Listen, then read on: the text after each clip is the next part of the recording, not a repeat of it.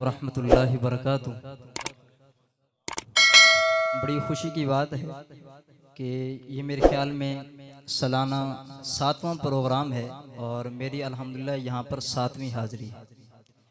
और मैं भी आपके ज़ौक़ से वाकिफ़ हूँ और आप भी मेरे ज़ौक़ से वाकिफ़ हैं। तो मैं कोशिश करूँगा कि इख्तिसार के साथ जो मैंने कलाम पढ़ने हैं, अव्वल तो कलाम मेरे ज़हन से निकल गए थे, जो मैंने सफ़र किया मेलसी से, जिस तरह का रोड है तो वो कलाम निकल गए। अब जो जहन में आएंगे मैं वो पढ़ता जाऊंगा। एक मरतबा मोहब्बत से कहते हैं सुभान अल्लाह। इस तरफ भाई नहीं बोल रहे, आप कहें ना सुभान अल्लाह।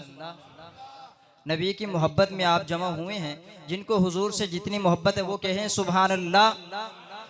दुरूद शरीफ पढ़ लें, कोई भी जुबान खामोश न रहे।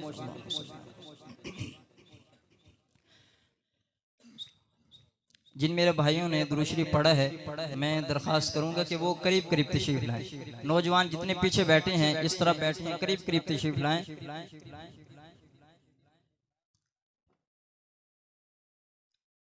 और अगर मेरी बात बाहर वाले सुन रहे हैं तो उनसे भी दरख्वास्त करूंगा कि वो भी अंदर तशरीफ ले आएं।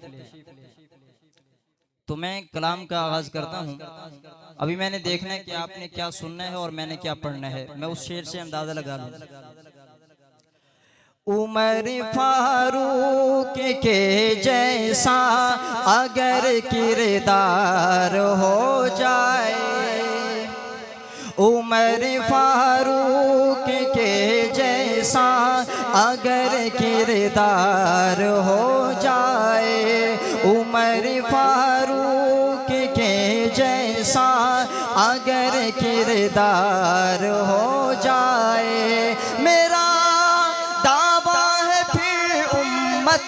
मेरा दावा है फिर उम्मत का बेड़ा पार हो, उमर फारूक के जैसा अगर किरदार हो जाए, उमर फारूक के जैसा अगर किरदार हो जाए। और अहले दिल की नज़र, अहले स्टेज की नज़र शेर। निगाहें सो रही हो और दिल बेदार हो जाए, निगाहें सो रही हो और दिल बेदार हो जाए, निगाहें सो रही हो और दिल बेदार हो जाए।